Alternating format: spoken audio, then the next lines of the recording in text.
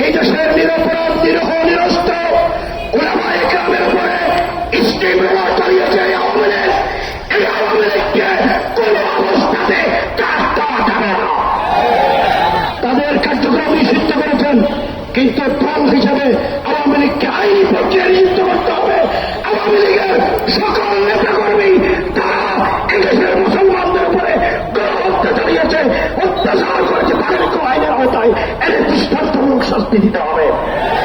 এই দাবিতে নিয়ে আগামী দিনে হেফাজতের সকল কর্মকাণ্ডে কর্মসূচিতে ঐক্যবদ্ধ থেকে সেই খাবার আবার দাঁড়িয়ে আমার বক্তব্য এখানে শেষ করছি। আরেকটি কথা, বিগত জুলাই আন্দোলন